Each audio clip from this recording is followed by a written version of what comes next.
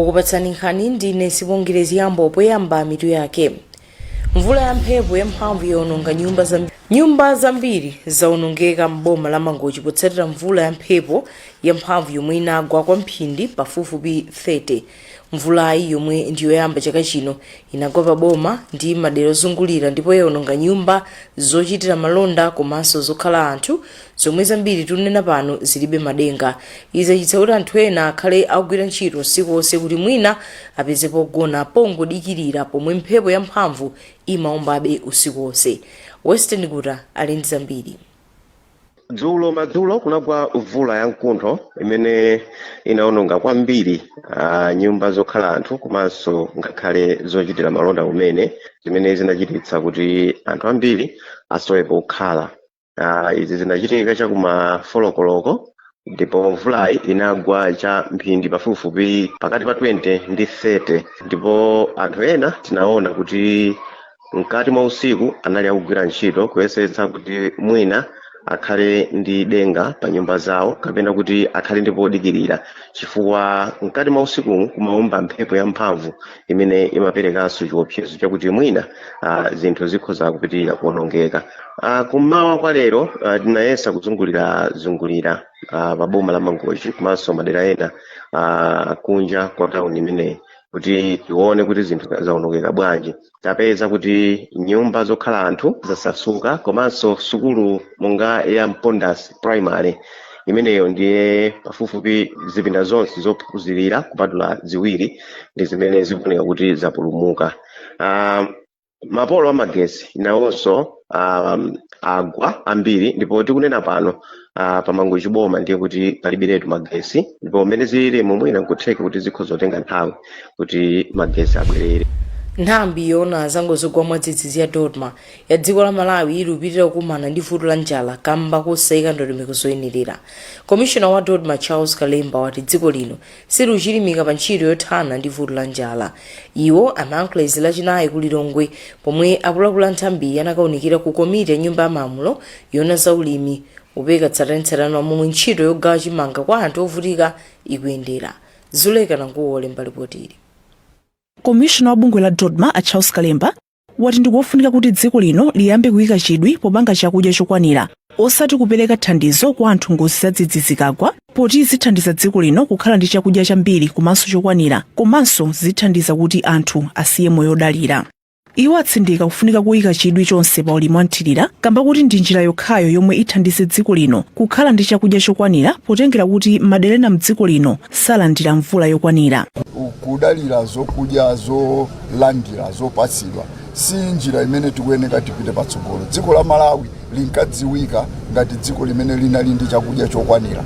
Nthaka sinachoke, madziso sanachoke, anthuso sanachoke, zonsezo zilipobe. Chimene tikuyeneka kuchita ndikungoyang'ana ndondomeko zimene tikugwiritsa ntchito kuti ngati dziko tibwererenso tiyambe kukhala ndi zathu zimene zitithandize kuti tikhale ndi chakudya monga tichoke kudalira mvula tiyambe kudalira mvula ikabwera ambuye alemekezeke koma tionenso kuti kodi tikathirira tikolole katatu pa chaka tikamakolola katatu pa chaka tikhala ndi chakudya tikhalanso ndi makobiri. Wachiri kwa pampando wa komiti ya nyumba ya malamulo yona zaulimi Aulimu Chilapondwa akugwirizana ndi Kalemba ponena kuti nthawi yakwana tsopano yoti dziko lino liyike chidwi chonse pa ulimi wamthirira kamba kuti ulimi wodalira mvula walephera kupulumutsa Amalawi ku vuto la njala. Anapereka proposal yoti titapita ku irrigation ziko zotithandiza kuti talimbikitsa Amalawi kumalima ulimi wanthirira ni njira yokhayo imene ikuzothandizira kuti mmene muli magawo chakudya chipezeke. Anapereka chitsanzo kuti Malawi muno lili madera ena amene chibadwire adalengedwa kuti mvula sikugwa bwino koma tipeza kuti mwina tikagawa ku fertilizer kumeneko kuyembekeza kuti kugwa mvula nzosathandiza kuli bwino madera ngati amenewo tizichita ulimi wanthirira kuti potero Amalawi tivukemo mu mavuto azanjala. Komishona wa Dodma Charles Kalemba wati nthambi yakwanitsa kupeza 90% ya thandizo lomwe likuyenera kupita kwa anthu omwe akhudzidwa ndi vuto la njala mdziko lino. Zuleka nanguwo Zodiak. Unduna za ulimi wa mimalimo omwe akutenga gawo mulimi wa minda ikuluikulu kuti alingalire zoyika chuma chokwanira mulimi wa ziweto pomwe chiwerengero chisonyeza kuti alimi omwe akuchita ulimi wa mtundu wambiri akulima mbewu osati kuweta zifuyo. Mlembi wamkulu mu ndunawu yemwe amaona za ulimi wa mthirira Geoffrey Mamba ndiwo apeka pempholi ku Blantyre dzulo pamwambo otsekula malo amakono ophirapo ziweto monga ng'ombe a Ekhaya abatwa. Wapampando wa Ekhaya Group of Companies Dr. Thompson Mpinganjira wati kupatula kugwira ntchito ngati bizinesi malowa awakhazikitsanso pofuna kuonetsa kuti anthu akudya nyama yotetezeka. Kasimu Aubi walemba ripotili. Mlembi wamkulu munthu unaona zaulimi yemwe amayang'anira zaulimi wa mthirira Engineer Geoffrey Mamba wati ngakhale ulimi wa ziweto uli ndi kuthekera kopereka phindu lochuluka, amalonda omwe akukhazikitsa ntchito zawo mu ulimiwu ndi ochepa mdziko lino. Engineer Mamba omwe ayamika kampani ya Ekhaya kamba kokhazikitsa malo amakono ophera ziwetowa ati kuti dziko lino likwaniritse masomphenya ake ofuna kupititsa patsogolo ulimi ngati bizinesi monga mmene zinenera mfundo za Malawi 2063. Ulimi wa ziweto sukuyenera kusalidwa. Kuti anthu amene amaganiza kuti ziweto ngati business ndi ocheperapo Malawi munomu tikhoza kutchula mayina, komanso mwina mukhoza kuona kuti anthu ambiri si kweni kuti amalawi enieni.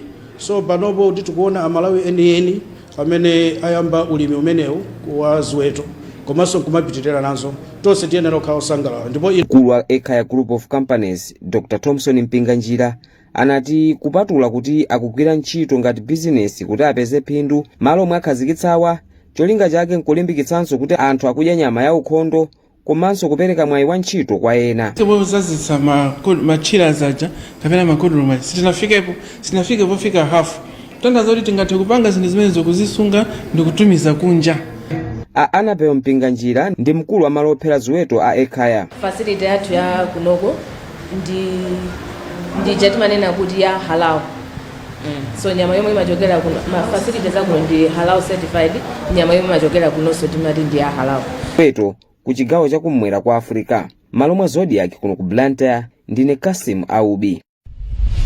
Kampani ya zomangamanga yomwe ikumanga nyumba 25 za makina internet project ya Connect a School msukulu za sekondari kudzera ku bungwe la Malawi Communications Regulatory Authority MACRA latandaula ndi kuchedwa kwa ntchitoyi kamba kakuchedwa kwa zipangizo zomangira.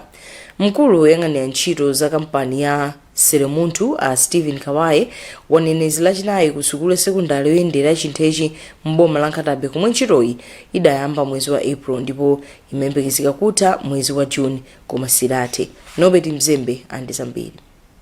Mkulu woyang'anira ntchito yomanga nyumba 25 za zipangizo za makina a internet msukulu za secondary mdziko lino ku kampani ya zomangamanga ya Seremuntu a Stephen Kawaye ati kuchedwa kwa ntchitoyi ndikamba ka kuchedwa kwa bungwe la Malawi Communications Regulatory Authority MACRA kupereka zipangizo zomangira. Katundu ya kuchedwa munjira yonena kuti amagulidwa from central procurement yawo ya MACRA. Ndema approvals ndimene akutenga nthawi. Amene zapange affect kwambiri ndi okha chifukwa ifeyo monga contractor zilimonena kuti anatipasa only supervision. Sitigula katundu, sitilivira anthu. Chiti chosamapanga okha. Komano nafeso ma logistics amayendedwe chifukwa masaiti osali pamodzi ali mitunda yotalikatalekana. Benex Mwamlima omwe anasogolera komiti ya aphungu aku nyumba ya malamulo omwe akuyang'anira ntchitoyi avomereza dandauloli ndipo ati pakufunika kusintha njira zogulira katundu wa ntchitoyi. Vuto kwambiri zipangizo zapano sizikubwera pa nthawi yake andi ngati choncho ndizimene zikuchita delay. Project iyi kanatenga only 3 months atatakhale. Komabe wapampando wa zachuma choyendetsera chitukukochi chotchedwa Universal Service Fund ku bungwe la MACRA Amanyanda Nyasulu ati kuchedwako sikodetsa nkhawa kamba kuti sikukhuza chuma cha chitukukochi.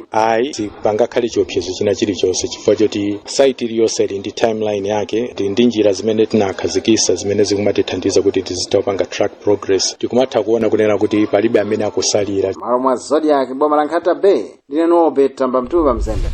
Zotsatira zakafukufuku wa Afrobarometer zomwe atulutsa lachinayi mu mzinda wa Lilongwe zisonyeza kuti amalawi ambiri akukhulupirira kuti oweruza milandu m'mabwalo a dziko lino sachita ziganizo zoyima pazokha akamapereka zigamulo zawo. Koma bungwe la magistrates ndi majaji latsutsa zotsatira zakafukufukuyu. Zambiri mu ripoti la Alex Banda.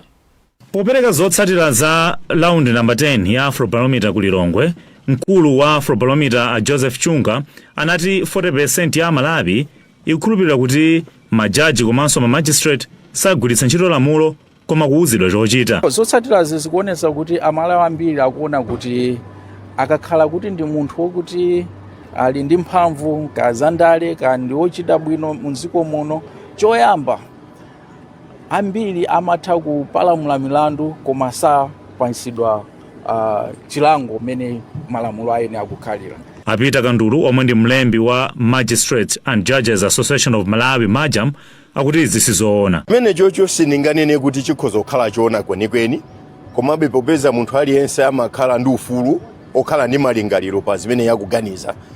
Ndikuganizira kuti mabwalo a milandu akamaweruza nkhani yawo amayang'ana zimene zabweresedwa ndodandaulidwa. Komabe kumbali inayi 63% ya Malawi ikukhulupiriratu mabwalo kuposera nthambi zina za boma monga nyumba ya malamulo komanso ofesi ya mtsogoleri ndi nduna zake. Kafukufukuyu amaunikanso tu ntchito za ofesi ya wachiwiri kwa mtsogoleri yomwe yaonetsa kuti 67% ya Malawi sikugwirizana ndi ganizo loti mtsogoleri wa dziko ndiye adzisankha komanso kuchotsa wachiwiri wake. Ndipo tu Amalawi ochuluka pa 77% ali ndi malingaliro kuti mwina ofesi angoyithetsa. M'malo mwa Zodiak kuno ku Lilongwe, ndine Alex Banda. Monera nkhani pano pa Zodiak mundine sibongirezi yambo. Mukhale pomwepo tipatseni izi.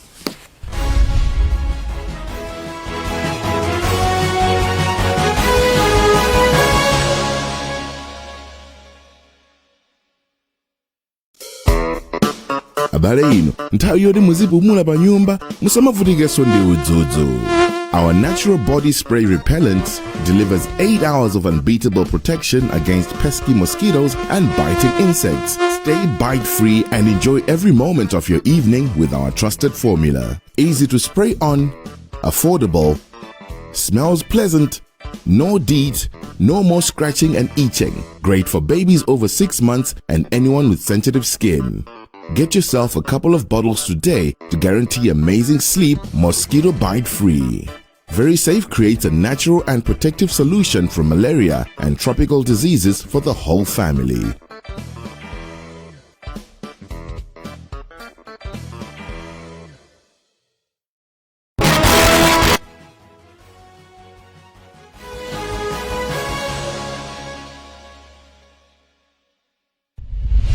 Takwanda soto ni mibi ya Nkhanisi. Mvula ya mphepo yaononga nyumba zambiri mboma la Mangochi. Nthambi ya Dodma yati dziko la Malawi likupitira kukumana ndi vuto la njala kamba ka ndondomeko zosayinira. SIDED yalembera kalata mkulu wa bungwe la Make Justice Anabel Mtalimanja yomuwuza kuti ayimike gawo lachiwiri la kalembera wa voti. Ndipo msamasewero bungwe la FAM lati ndi chidwi chokhazikitsa ndondomeko zabwino zosulira osewera ambiri achisodzera. Popita ni nkhanizi bungwe la Center for Democracy and Economic Development Initiative SIDED lalembera kalata mkulu wa bungwe la chisankho la Make Justice Anabel Mtalimanja yomuwuza kuti ayimike gawo lachiwiri la kalembera wa voti. Mukatayo yomwe ayitumizaso kwa mkulu wona za chisankho ndi kwa akazembe amaiko ena mdziko lino.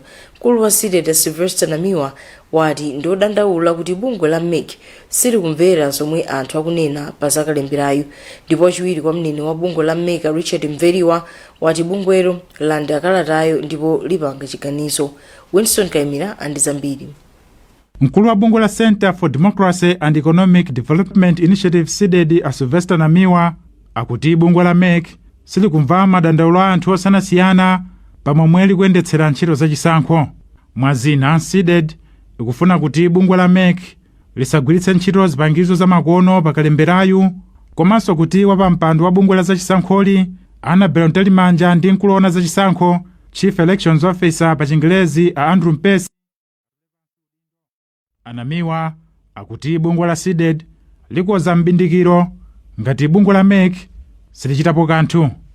Tiime tikonze mavuto amene alipo kena akati kayamba kukhulupirana tonse tiyende mozi kuti Mkulu wa bungwe la Center for Democracy and Economic Development Initiative SIDED Sylvester Namiwa akuti bungwe la Make silikumva madandaulo a anthu osiyanasiyana pamomwe likuyendetsera ntchito zachisankho.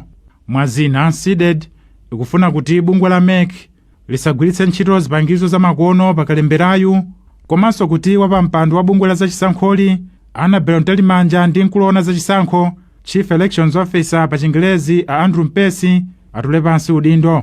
Anamiwa akuti bungwe la SIDED likoza mbindikiro ngati bungwe la MEC silichitapo kanthu. Tiime tikonze mavuto amene alipowo ena akati kayamba kukhulupirana tonse tiyende mozi kuti pakutha zonse zosadza zachisankho aliyense adzakhutire nazo. Ngati zimene tikunena pano sizimvedwa, ifeyo timema Malawi wonse tisamuka m'manyumba mwathu tizigona kulikulu alizo commission kulilongwe kuja. Ndipo wachiwiri kwa mneneri wa bungwe la MEC Richard Mveliwa wati bungwero lalandira kalatayi ndipo posachedwa apa lipanga chiganizo. Ndikubwera kwa kalata imeneyi ndikuti commission ikambira nazo khuzana ndi kalata imeneyi ndipo ikatha mkomano umene uli nawo commission atiuza kuti yatenga mbali yotani khuzana ndi kalata imeneyi. Ndipo poyankhulapo pa nkhaniyi katswiri pa nkhani za ndale a Ernest Tindwa wati ndikuyenera kuti dziko lino likhale ndi njira zoyenera zothetsera mavuto otere pa ntchito za chisankho. Afrika komiti yapadera yomayang'ana madandaulo akamabwera ndikumathesa kapena ndikumakambirana koma mene zilili mungakhale kumene kuti timisekayi kalendera sikunena kuti madandaulo aka amathani madandaulo azikhalapobe. Bungwe la MEC likuchititsa kalembero wa mkaundula wa voti mzigawo pokonzekera chisankho cha chaka chamawa. Malo mwa Zodiak kulilongwe ndine Winston Kaimira. Omwe akonza mwambo wachikhalidwe cha Alambya wa Bulambya Lusayo Cultural Festival ati zokonzeka za mwambowu omwe uchitikira lero likudzali pa 9 November zili mchimake. Modzi mwa akuluakulu omwe akuyendetsa mwambowu a Winford Moore wauza Zodiak kuti mwambowu kuyembekezeka kufika akuluakulu a mdziko lino ndi kunja. Amoa anayankhula ndi Alfred Kanjoka. Zokonzekera zili bwino nditu tafika patali kwambiri chifukwa tinaitanisa mafumu ku Zambia 4 of them plus DC plus MP ndaku Tanzania omwe kuti abwere tizakhale nawo ndipo almost all of them have confirmed kuti they are coming. Ndiye enawo abweraso ndi magulu yawo kuti tizakhale nawo pa mwambo umene. Ndiye ifeyo takonzeka nditu mwambowu kuti uzakhale very big kuti at least atazaone kuti nditu kacha yatu ili ndipo mpando wa Ulambya Cultural Heritage Attention Kilembe watuza kuti mwazina mwambo chaka chino uthandizira kuphunzitsa anthu zakufunika kutetezana ku nkhanza zosiyanasiyana. Akilembe akufotokoza. Chaka chino ayembekeze zinzabwino kwambiri chifukwa cha function tinapanga chaka chata chinatiphunzitsa zinthu zambiri zonsezo tazikonza kusonyeza kuti apapa zikhala bwino kuposa zimene zinali chaka chata. Chachiwiri ndi choti ndi kuyitanidwa kwa mafumu ambirimbiri kuchoka kwina ndi kwinaku iwonso abweresa magule akwawo ku Zambia ndi ku Tanzania ndi ku Rumbi kusonyeza kuti pakali chaka chino ukali zambiri kwa kuposa zimene zinali chaka chata. Chachitatu ndi choti chaka chinocho tili ndi sifa chizungu timati simu tingoti fundo imene tiziganizirapo yoteteza ana ku mavuto ose amene makumana nawo kadi trafficking yosowesa ana kapena yongo wanyoza ana kapena kugwira ana. Ndiye fundo yathu kuti ngati Alambya kacha yathu ana tiziwaphunzitsa kuti akoza kukhala bwanji kuti asavutike ndi mkhalidwe ngati umenewo. Msamasero mtsogo wa bungwe la Farm Fleetwood Ekhaya ati chidwi chidakalipo chokhazikitsa ndondomeko zabwino zosulira osewera ambiri achisodzera nga njira imodzi yomanga timu ya mphamvu ya dziko lino. Ekhaya polankhula lachinayi kusalima anati bungwe la Farm lafikira nthambi zokhudzidwa ndi masewero achisodzera kuphatikizapo bungwe la Masa pofuna kukhazikitsa ubale ogwirira ntchito limodzi kuti luso lambiri litumphuke. Padali pano bungwe la Masa lapempha kuti lidzitenga nawo gawo posankha osewera achisodzera amatimu amdziko lino popewa chinyengo chobera zaka sampanda ndi zambiri.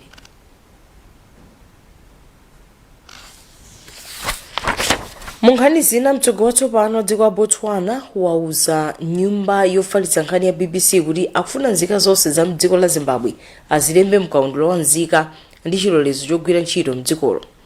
Aduma Boko wauza BBC Africa Daily asanawalumbiritse. Aboko ati nzika za ku Zimbabwe zimagwira ntchito zomwe ena sangazigwire. Tikateso tafika mtsizo pa nkhanizo matisanasiyana itoneso mitu yake. Mvula ya mphepo ya mphamvu yononga nyumba zambiri mboma la Mangochi. Nthambi ya Dodma yati dziko la Malawi likupitirira kukumana ndi vuto la njala kamba ka ndondomeko zosayenera. SIDED yalembera kalata mkulu wa bungwe la Make Justice Annabel Mtalimanja yomuuza kuti ayimike gawo lachiwiri la kalembera wa voti. ndipo mzamasewero bungwe la FAM lati lili ndi chidwi chokhazikitsa ndondomeko zabwino zosulira osewera ambiri achisodzera. Peza nzambiri pa zodiacmalawi.com. Munali ndine Sibongile Yambo, mwakoma nonse.